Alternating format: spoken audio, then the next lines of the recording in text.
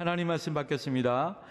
신약성경 사도행전 27장 31절로 37절에 있는 말씀까지 함께 받도록 하겠습니다. 하나님의 말씀 신약성경 사도행전 27장 31절로 37절 말씀 우리 한 목소리로 함께 받도록 하겠습니다. 바울이 백부장과 군인들에게 이르되 이 사람들이 배에 있지 아니하면 너희가 구원을 얻지 못하리라 하니 이에 군인들이 거룻줄을 끊어 떼어 버리니라. 날이 새어가매 바울이 여러 사람에게 음식 먹기를 권하여 이르되 너희가 기다리며 먹지 못하고 줄인 지가 오늘까지 10나흘인즉 음식 먹기를 권하노니 이것이 너희의 구원을 위하는 것이요 너희 중 머리카락 하나도 잃을 자가 없으리라 하고 떡을 가져다가 모든 사람 앞에서 하나님께 축사하고 떼어 먹기를 시작하매 그들도 다 안심하고 받아 먹으니 배에 있는 우리의 수는 전부 276명이었더라. 아멘. 이 시간 호산나 찬양대가 하나님께 찬양 들으신 후에 담임목사님 나오셔서 과연 내가 옳았어 라는 제목으로 생명의 말씀 주시겠습니다.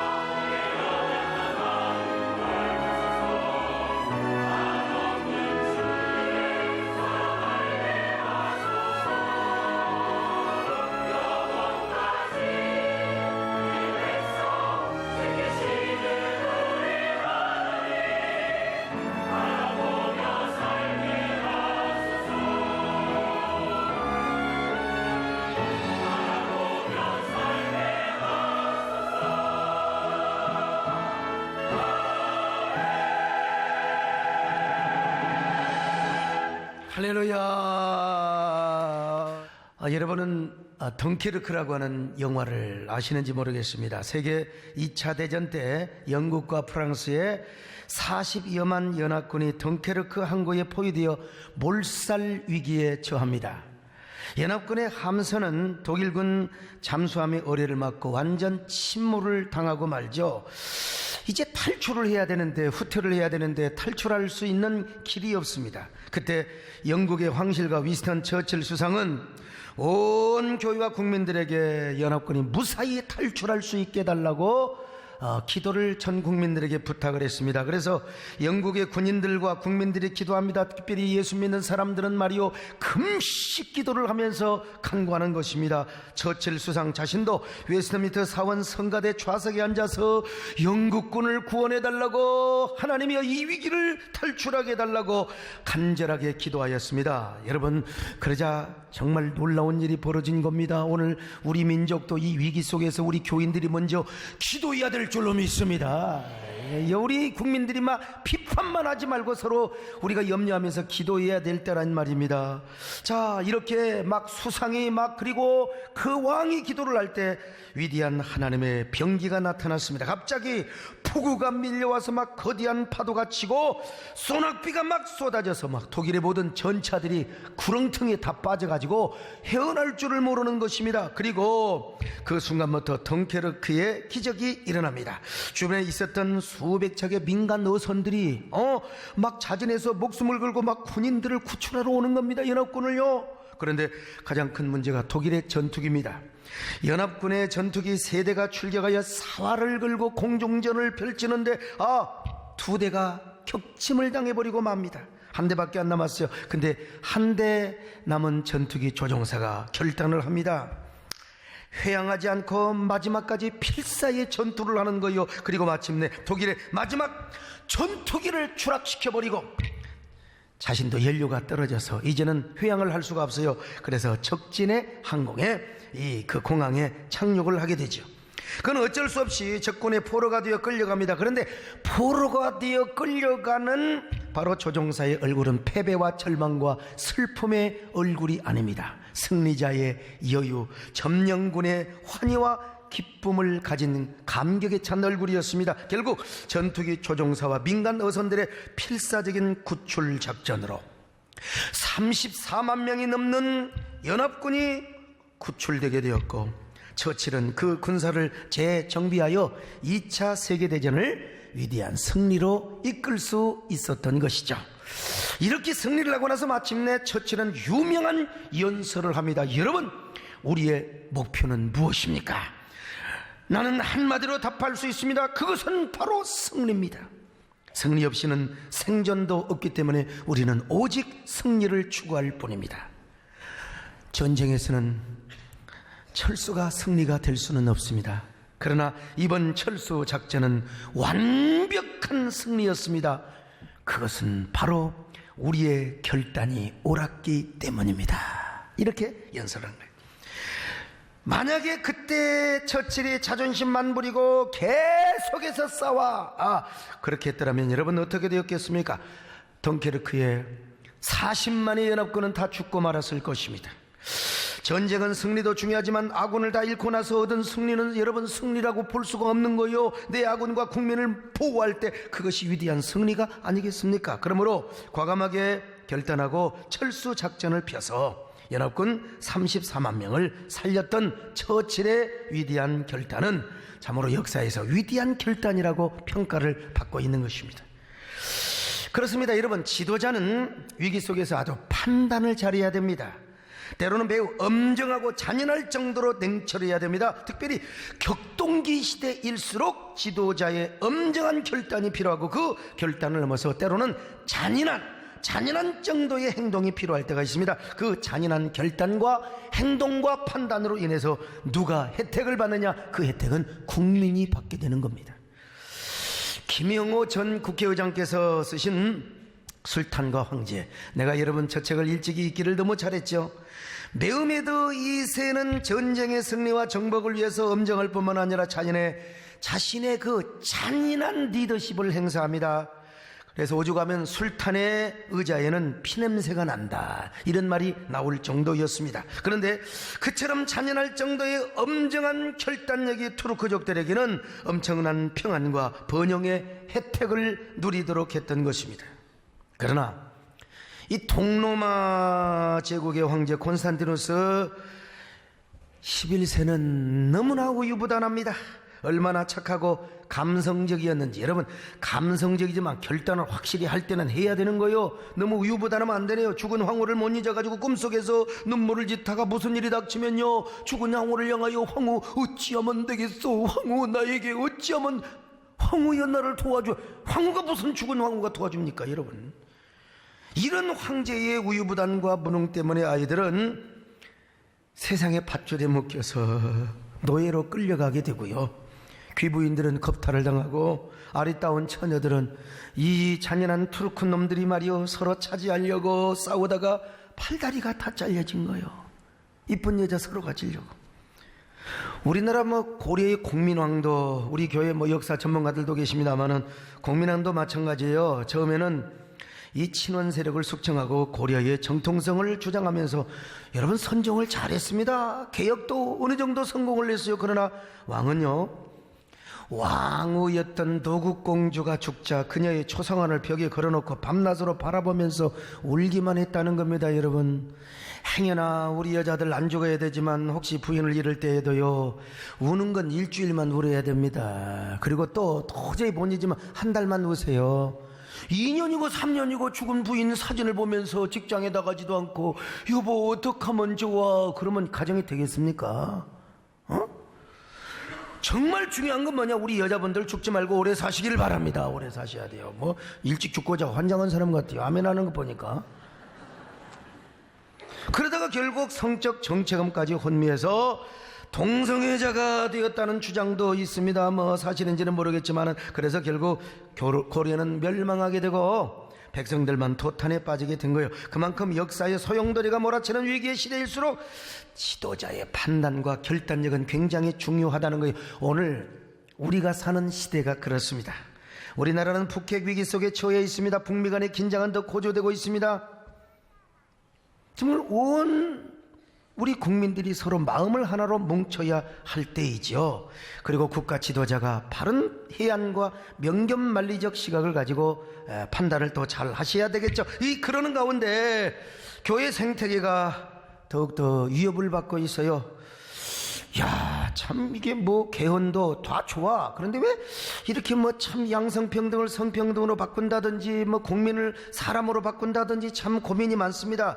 이럴 때일수록 대통령을 비롯해서 모든 위정자들이 결단을 잘하고요, 특별히 우리 한국교회 지도자와 목회자들이 영적으로 똘똘 뭉쳐 판단을 잘하고 영적 지도력을 행사해야 됩니다. 왜냐하면 종교는 그 시대의 나침판이고 이정표고 항체요 저항인자여야 되거든요. 종교가 무랑태수처럼 가만히 있으면 되겠습니까? 적어도 여러분요, 민족이 가는 길을 잘 판단하도록 하고 그런 영적 지도력을 행사해야 됩니다. 우리 교회가 먼저 이런 판단과 행동의 모범을 보일 수 있기를 바랍니다. 왜냐하면 어느 민족이건 여러분 결단을 해야 될 때가 있거든요. 믿으시면 아멘 하시길 바랍니다. 여러분요, 어느 민족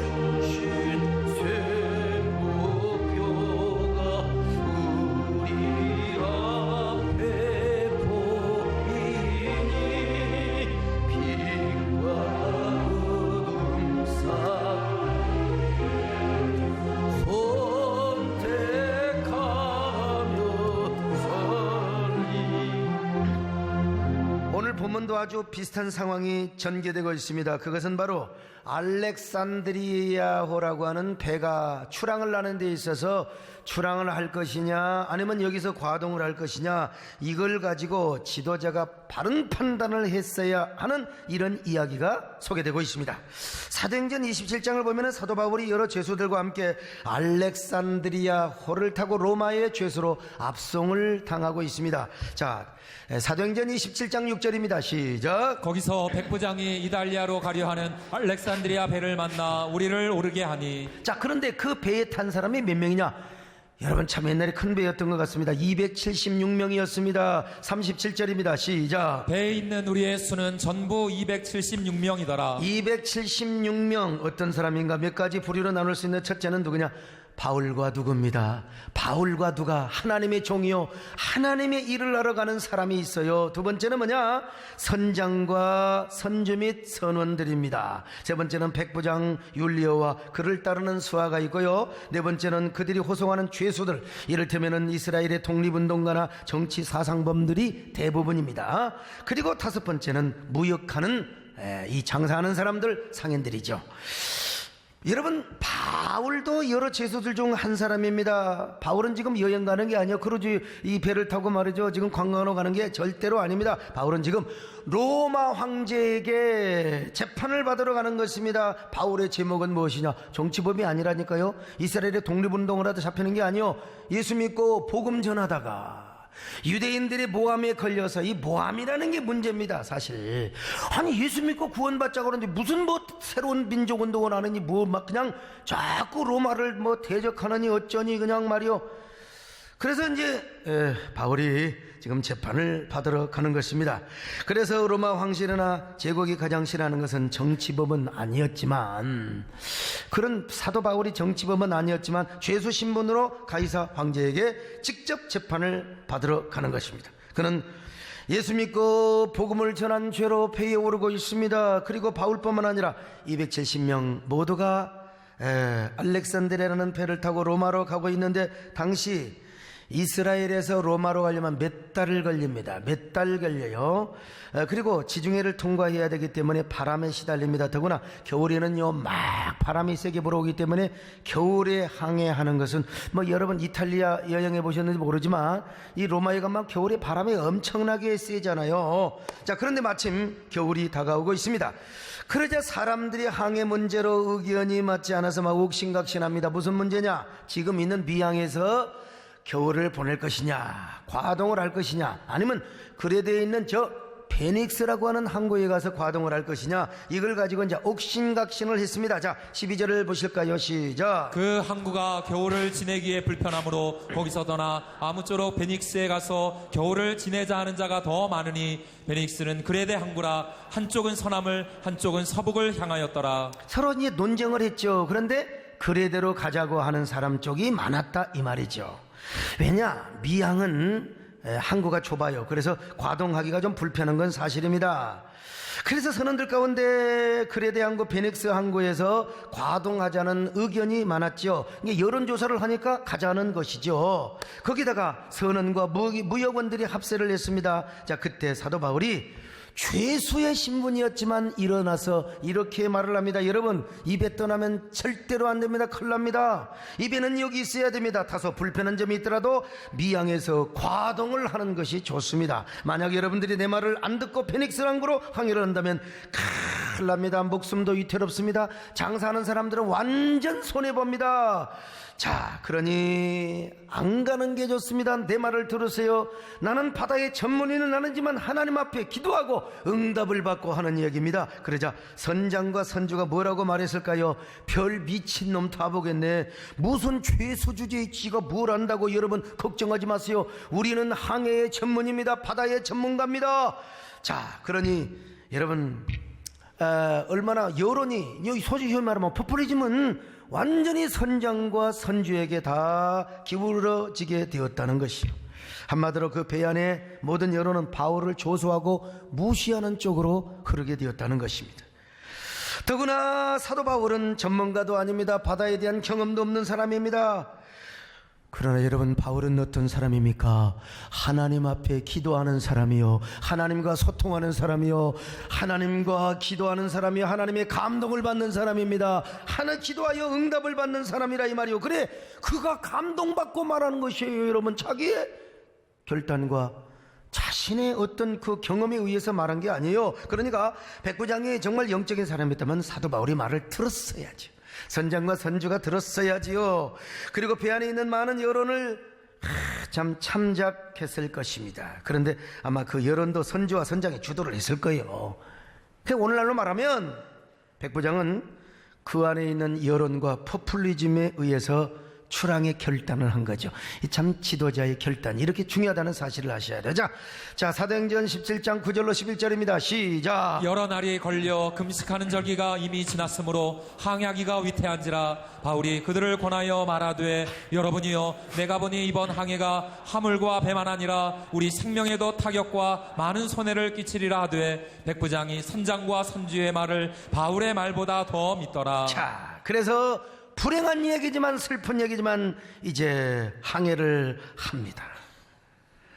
하나님을 만난 사람이, 하나님과 소통하는 사람이, 영권자가 그렇게 호소하고 그렇게 웅변을 하는데도 불구하고 백부장은 선장과 선주의 말을 듣고 또 선원들과 많은 사람이 여러분, 장사하는 사람이 빨리 가서 물건 팔아야지, 그 과동을 저 미항에서 하면 되겠습니까? 빨리 하루라도 빨리 가야지, 이해는 되지요.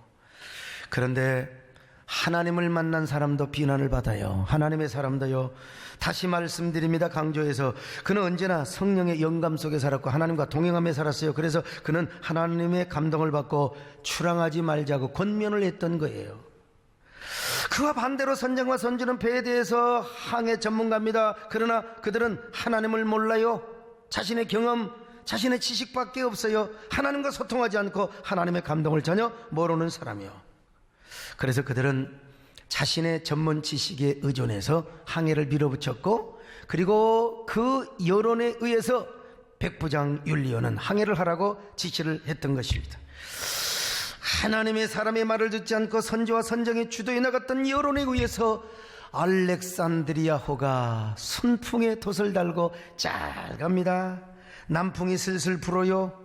그래서 그들은 굉장히 기뻐했죠. 로마가 지중해 서북쪽에 위치하고 있었기 때문에 남풍은 순풍입니다. 그러면 그렇지, 야, 세상말로 항운에 그러니까 배가 가는 하나의 어떤 좋은 운을 맞이했다고 생각을 하며 더 빨리 가려고 탓을 감아내리며 해변을 끼고 막 그냥 순풍에 텄을 달고 막 그냥 계속해서 항해를 했습니다. 자, 13절 보실까요? 시작. 남풍이 순하게 불매 그들이 뜻을 이룬 줄 알고 닻을 감아 그레데 해변을 끼고 항해하더니, 여러분, 아마 그들은 이런 생각을 했을 겁니다. 특별히요, 선주와 선장한 백부장과 그리고 거기 승객들한테 이렇게 떠들어댔을 겁니다. 여러분, 우리가 판단 잘했어요.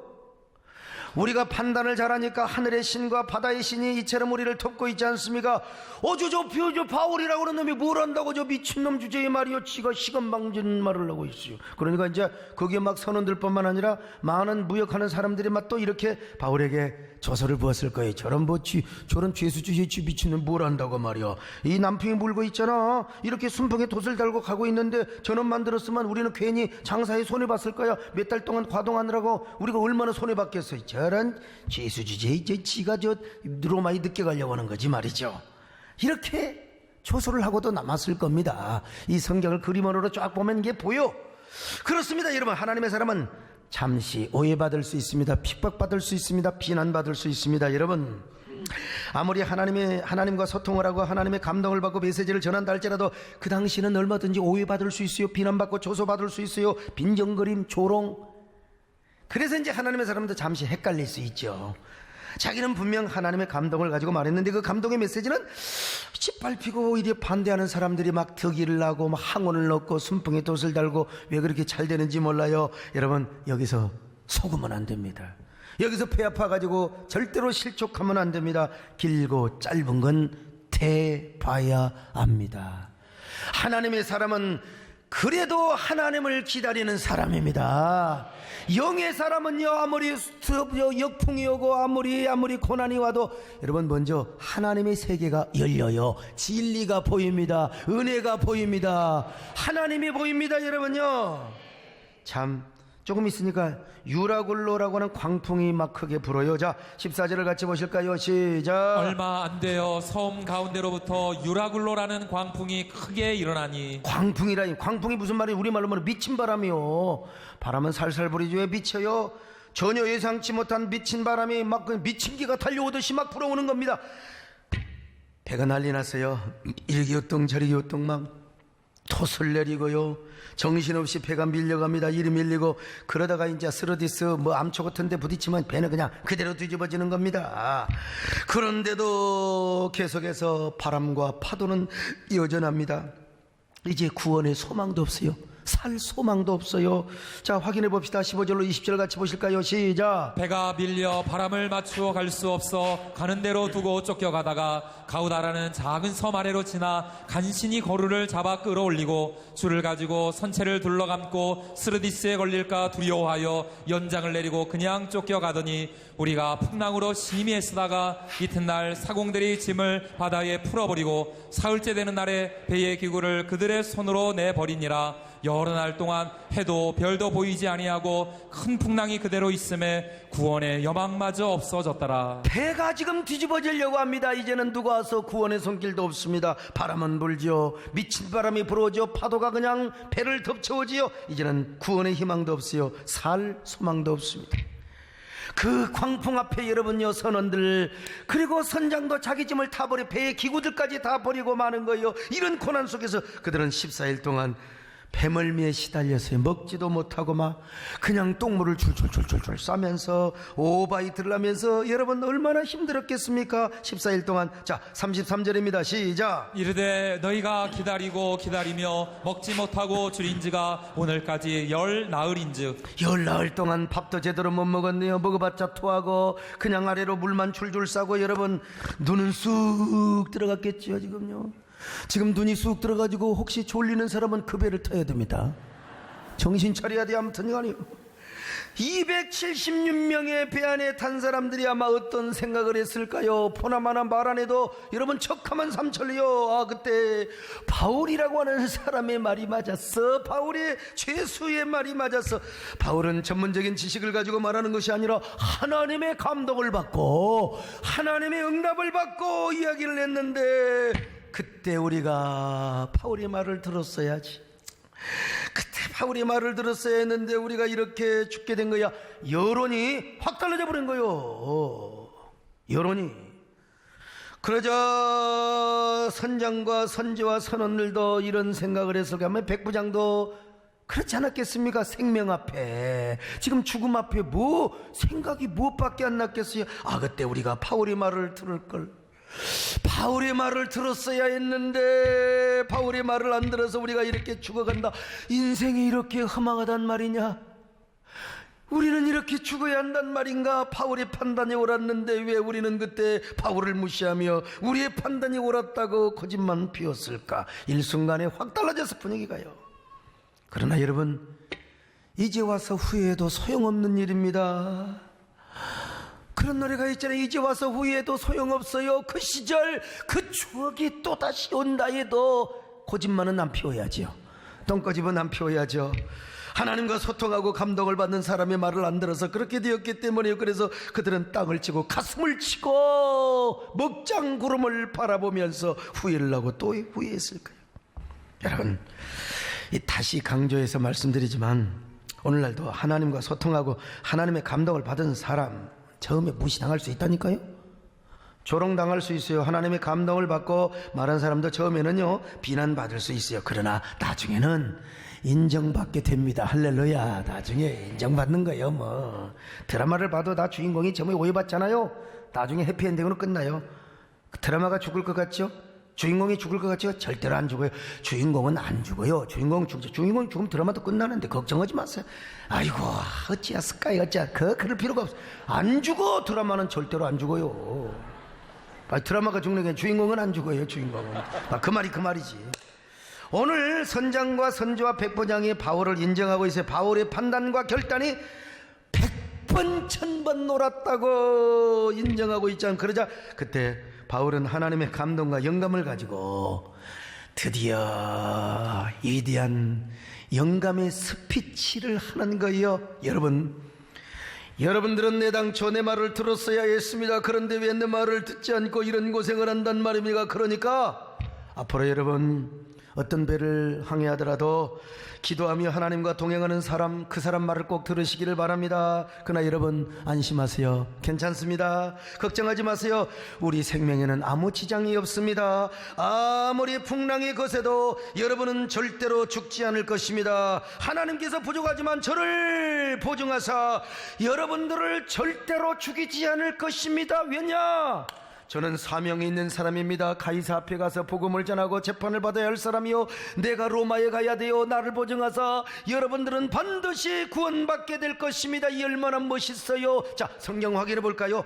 21절로 25절입니다. 시작. 여러 사람이 오래 먹지 못하였음에 바울이 가운데 서서 말하되 여러분이여 내 말을 듣고 그에 대해서 떠나지 아니하여 이 타격과 손상을 면하였더라면 좋을 뻔하였느니라. 내가 너희를 권하노니 이제는 안심하라. 너희 중 아무도 생명에는 아무런 손상이 없겠고 오직 배뿐이리라. 내가 속한 바 곧 내가 섬기는 하나님의 사자가 어젯밤에 내 곁에 서서 말하되 바울아 두려워하지 말라. 내가 가이사 앞에 서야 하겠고 또 하나님께서 너와 함께 항해하는 자를 다 내게 주셨다 하였으니 그러므로 여러분이 안심하라. 나는 내게 말씀하신 그대로 되리라고 하나님을 믿노라. 여러분 얼마나 멋있습니까요? 이 바울이 지금요 성령의 감동을 받을 뿐 아니라 주님께서 천사 사자를 보내가지고 바울아 염려 마라. 너는 가이사 앞에 가야 된다. 복음 전해야 된다. 내 이름을 증거해야 된다. 할렐루야.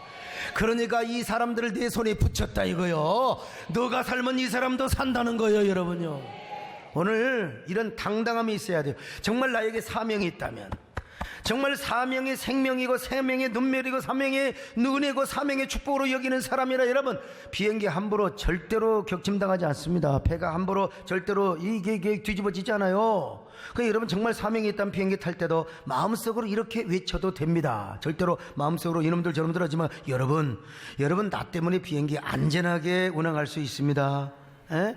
여러분 나 때문에 이 배 안전합니다. 걱정하지 마세요. 마음속으로 또 자꾸 그런 미친놈이라고 하니까 말로는 하지 말고 마음속으로 이래봬도 나는 이런 사명이 있다니까. 할렐루야. 이런 당당함이 있어야 돼요. 이런 사람이 되시기를 축원합니다. 비행기가 흔들리면 막 겁이 나가지고 아니 내가 무슨 죄 졌나 하지 마시고 하나님 사명이 있습니다. 할렐루야. 그뿐입니까? 잠시 후에 사도 바울은 그들 앞에 일어나서 막 담대하게 희망과 소망과 구원의 메시지를 선포합니다. 뭐라고 한 줄 아세요? 여러분 밥 드세요. 이제는 밥 먹어야 됩니다.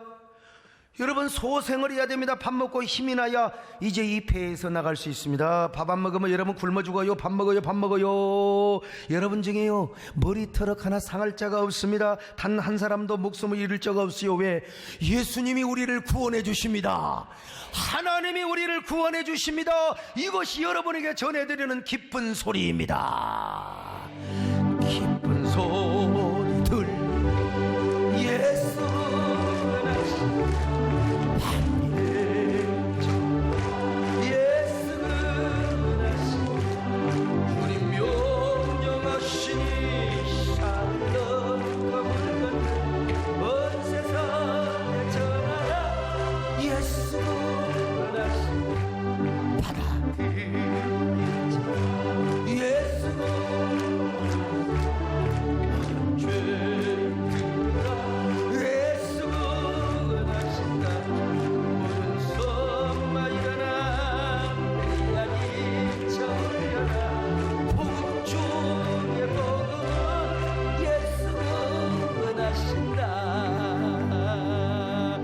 사도행전 27장 33절로 37절 시작. 날이 새어가매 바울이 여러 사람에게 음식 먹기를 권하여 이르되 너희가 기다리며 먹지 못하고 줄인지가 오늘까지 10나흘인즉 음식 먹기를 권하노니 이것이 너희의 구원을 위하는 것이요 너희 중 머리카락 하나도 잃을 자가 없으리라 하고 떡을 가져다가 모든 사람 앞에서 하나님께 축사하고 떼어 먹기를 시작하며 그들도 다 안심하고 받아 먹으니. 여러분, 그냥 밥을 준 게 아니라 사도 바울이 예수님의 이름으로 축사하며 떡을 떼어줬어요.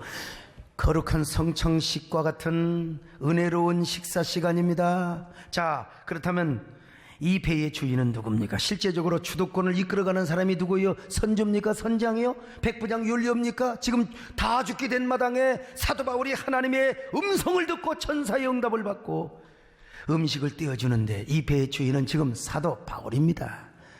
완전 주도권을요 사도 바울이 잡고 있어요. 여러분, 이게 바로 하나님의 사람이요, 여러분들 다 이런 하나님의 사람이 되시기를 축원합니다. 알렉산드로가 어떻게 됐습니까? 멜리데 섬에서 구원받았습니다. 한 사람도 아니고 머리 털어 가나? 대머리들은 오히려 머리가 났을지도 몰라 긴장했어요. 그때 그들은 일제히 이렇게 바울에게 고백했을 거요. 바울, 당신이 옳았어요. 당신의 판단이 옳았어요. 하나님께 받은 응답 그 진리였습니다. 그리고 우리는 당신의 말을 듣지 않았어요. 이게 우리의 잘못이요. 그러나 당신의 기도와 헌신으로 우리를 구원해 주었으니 당신은 위대한 하나님의 사람이요, 하나님의 위대한 종이요, 하나님의 위대한 종이요. 백성들뿐만 아니라 선지와 선장 그리고 백부장도 다 그런 말을 하고도 남았을 겁니다. 여러분, 참 얼마나 멋있어요. 저는 요즘 이런 말씀을 묵상해요. 저는 사도 바울과 어떻게 비교할 수 있겠습니까? 그러나 이제 비유를 한다면 사도 바울과 같은 입장이라고 이야기할 수 있겠죠. 저는 교회를 개척하면서 두 가지 신념이 있었거든요. 퓨리티, 신앙의 성결. 이거 우리 정권사님한테 영향받은 거요. 신앙의 그 깨끗함, 우리 영적인 그 순결함. 그리고 또 하나는 뭐냐?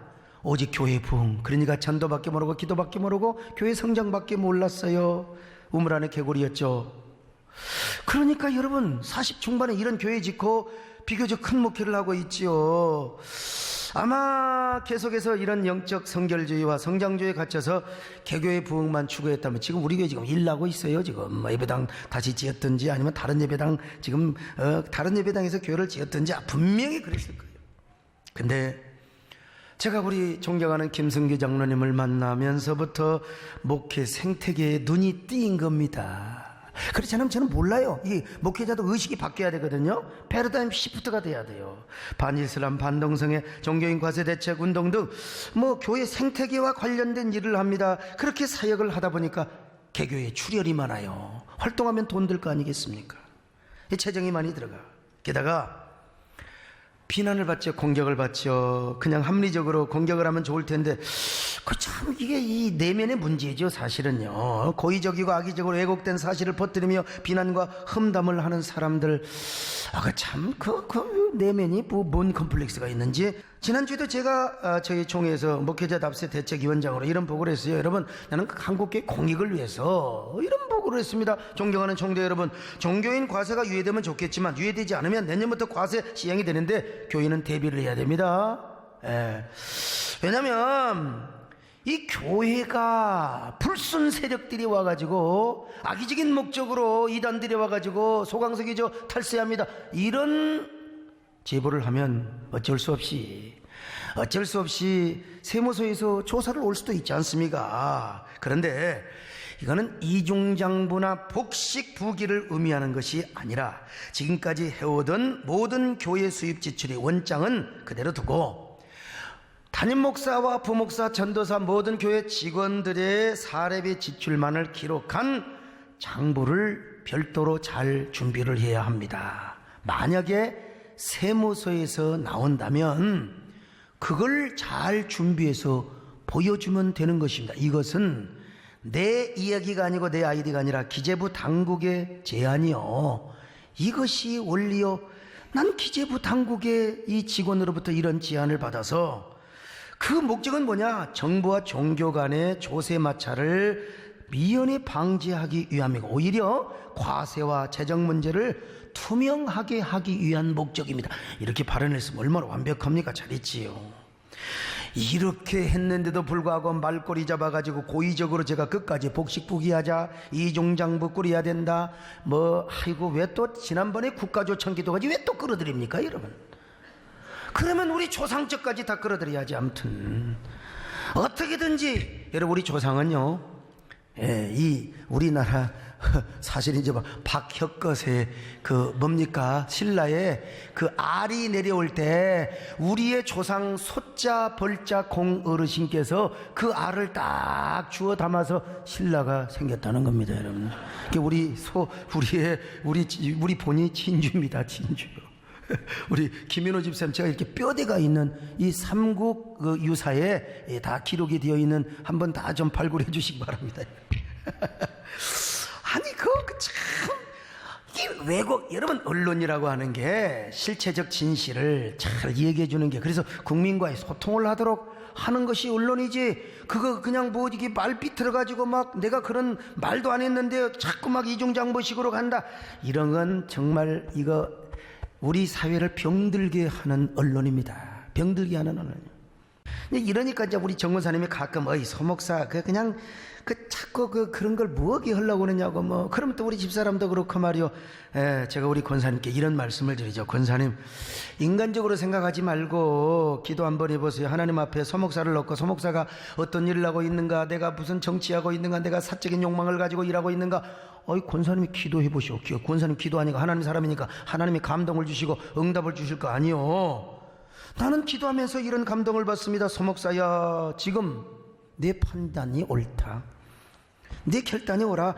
너라도 나서서 이런 얘기를 해야지. 너라도 나서서 지도자의 길을 걷는, 그 지도자의 길을 걷는 사람은 외롭고 고독하고 쓸쓸하단다. 내가 너와 함께한다. 내가 너의 손을 붙잡아 줄 것이다. 그리고 언젠가 많은 사람이 너를 인정하는 날이 오게 될 것이다. 소목사가 옳았다고. 원래 지난 정부에서 종교인 과세가 돼야 되는데 종교 과세로 여러분 추구를 했어요. 밀어붙였어요. 여러분, 종교 과세는 공산 국가에서나 있는 일이지, 어떻게 종교 과세가 나오면, 종교인, 국민의 한 사람으로서, 나는 목사 10몇 년 전부터 여러분 자발적으로 세금을 냈던 사람입니다. 국민의 한 사람으로서. 그러니까 우리 목사님들도 국민의 소득 한 사람으로서 우리 소득을 내자, 그런 사람입니다, 여러분. 그러나 종교인 과세가 돼야지. 종교 과세가 되면 안 돼요. 그는 공산당에서 있어요. 그게 종교인 과세라면 그 항목과 기준을 정확하게 설정을 하고, 그리고 종교 활동에 관해서 무슨 세무조사, 그거는 있어서도 안 되고 공산국가에서는. 다만 목사도 세금을 떼금먹고 탈세를 하면은 나와서 조사할 수도 있다고 봐요. 그런 걸 대비하기 위해서 잘 우리 종교인들의 사례비 지출 명목을 잘해서 떳떳하게 투명하게 하자는 얘기. 여러분, 얼마나 합리적이고 균형 있는 사람입니까? 제 얼굴을 보세요. 얼마나 균형 있게 생겼습니까요? 네. 저는 사역을 추구한 것도 아니고, 그래도 우리가 공교의 유익을 위해서, 또 한국의 공익과 건강한 사회를 위해서 하는 거 아니겠습니까? 저는 이렇게 확신을 가지고 살아가고 있어요. 욕먹고 힘들어도 여러분, 그것이 저희 사명이라고 생각해요. 여러분, 욕 안 먹고 사는 방법 하나 있어요. 가르쳐 드릴까요? 여러분, 진짜 욕 안 먹고 깨끗하게 사는, 한평생 사는 방법이 있는데, 그건 뭐냐? 태어나자마자 죽는 거예요. 태어나자마자 죽어버려. 그러면 욕 안 먹습니다, 여러분. 어찌 살면서 어떻게 욕을 안 먹을 수가 있겠습니까, 여러분요? 욕 먹는 걸 좋아하는 건 아니지만, 그러나 욕을 먹어서 상처받는 것보다 더 중요한 게, 하나님이 더 큰 은혜로 그 가슴을 덮어버려요, 여러분요. 교회 이러다가 상처받을 수 있어요. 그러나 하나님의 은혜가 여러분을 더 덮어버리시기를 바랍니다, 여러분. 전도한다고 손가락질하고, 아이고, 여러분, 너무 맹목적으로 하지 마세요. 광신적으로 하지 마세요. 남편 잘 섬기고 시부모 잘 섬기고 그러면서 동창들 만나가지고 막 야 수다 떨고 남편 흉 보고 말이죠, 노래방 가고, 그 시간에 전도하세요. 그 시간에 열심히 전도하시고 교회 와서 봉사하세요. 그래도 저것들을 예수에 비쳤다고, 여러분, 하나님이 반드시 옳다고 인정해 줄 것입니다. 내가 옳았어, 너가 옳아, 내가 너를 축복해 줄 거야. 오늘 여러분이 그런 사람이 되시기를 바랍니다. 오늘 시대의 사도 바울이 되시기를 바랍니다. 언제나 하나님과 소통하고 감동받고 그 감동에 의해서 순종하고 원신하는 그런 성도들이 되시기를 바랍니다. 과연 옳았어. 옛날 우리 시골에서 뭐라고 그래요? 옳은 놈을 뭐라고 하냐면 맞아 네 똥이 굵었어 그랬거든요. 뭐 똥이란 말은 하지 맙시다. 네가 옳았어. 너가 옳았어. 집사님 옳았어. 보니까 집사님 가정 복받고 남편 잘되고 말이요. 아 가정이 저래 행복한. 역시 집사님이 옳았어. 집사님의 결단이 옳았어. 집사님의 헌신이 옳았어.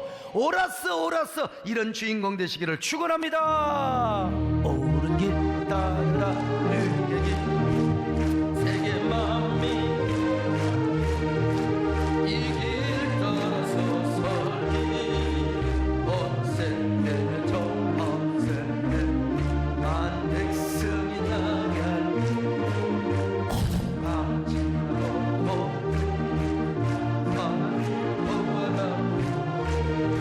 주 예수의 나라니까 하나님 고맙습니다. 우리 모두 네가 옳았어의 주인공이 되게 하여 주옵소서. 감사합니다. 예수님의 이름으로 기도드리옵나이다. 아멘.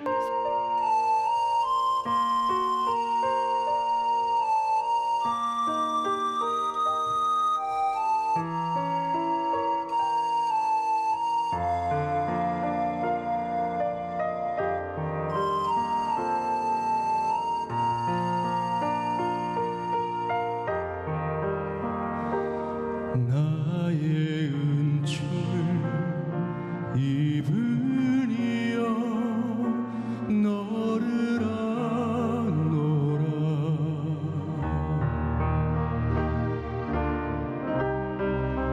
너의 이름을 내가 아노라. 나의 사랑을 아느니여 함께 가노라. 내가 친히 함께 가노라. 내가 너로 편케하며 나의 모든 선함으로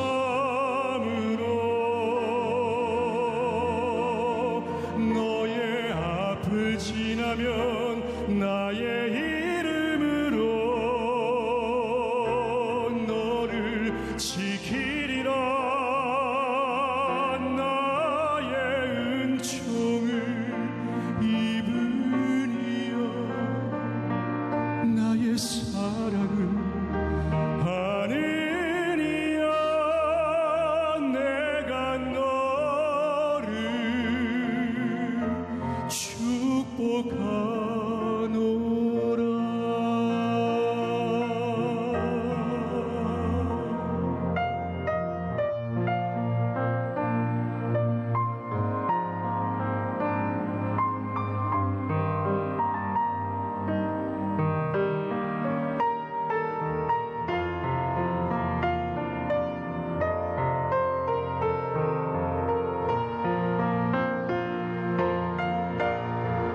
내가 너로 편케하며 나의 모든 선함으로 너의 앞을 지나면 나의 이름으로 너를 지키리라. 나의 은총을 입으니여 나의 사랑을 아느니여 내가 너를 축복하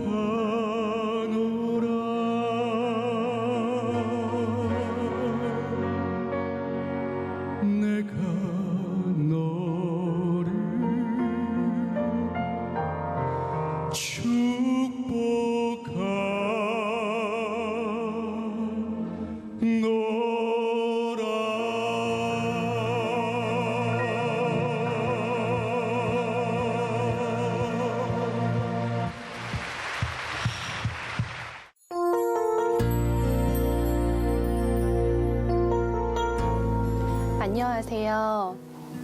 육교구 황윤희 집사입니다.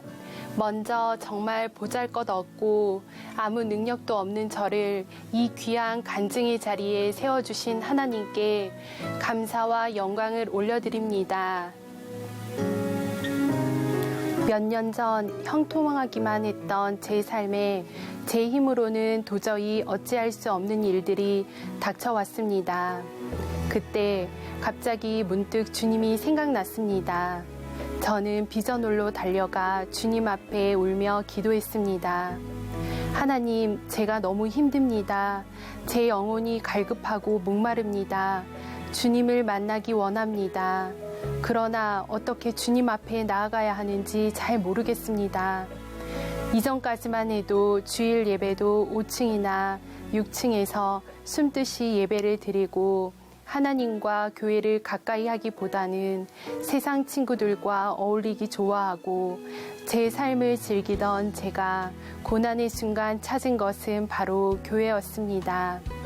그렇게 부르짖는 기도를 드린 후 며칠 뒤 지금의 순장님께서 신방을 오셨습니다. 그리고 제게 이제는 주님 앞에 돌아오라는 말씀을 해주셨습니다. 저는 그 말이 사람의 음성이 아닌 주님의 음성으로 들렸습니다. 이후 하나님께서는 간절함으로 드리는 모든 예배마다 큰 은혜를 부어주셨고 목사님의 말씀을 통해 제 영이 회복되고 성령의 기름 부으심을 느낄 수 있었습니다. 특히 목사님의 철야 예배 말씀 중 약함 때문에 강함을 경험한 역전이라는 말씀을 통해 내가 약할 때 오히려 강해지며 하나님의 능력 안에서 역전의 은혜를 경험한다는 말씀에 큰 은혜를 받았습니다. 그리고 하나님께서는 저를 전도의 자리로 불러주셨습니다. 처음 전도의 자리에 나갔을 때 저는 너무 힘들었습니다. 워낙 소심하고 수줍음이 많아서 낯선 사람들과 눈을 맞추고 이야기하는 것도 부끄러워하는 제가 모르는 사람에게 먼저 다가가 주보를 건네주는 것이 너무 어려웠습니다.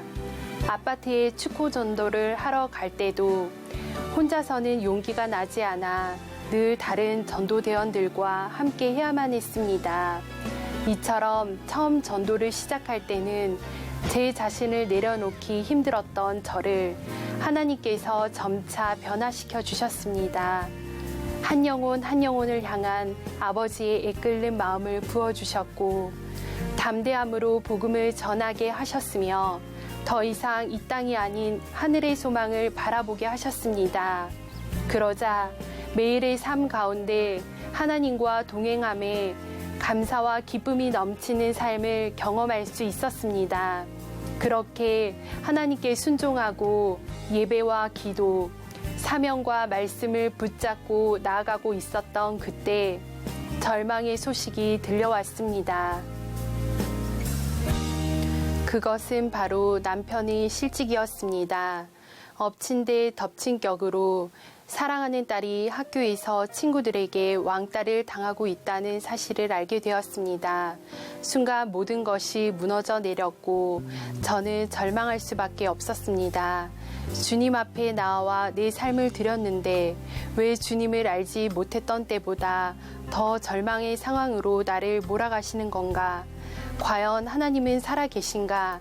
저는 지푸라기라도 잡는 심정으로 다시 하나님께 엎드렸습니다.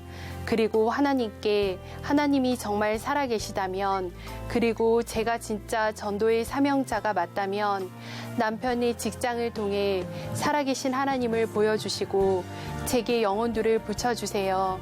그렇다면 저는 제 눈이 감는 그날까지 주의 복음을 전하는 전도의 자리에 충성하겠습니다 하고 40일 서원 기도를 드렸습니다. 이후 3개월 뒤 놀라운 일이 벌어졌습니다.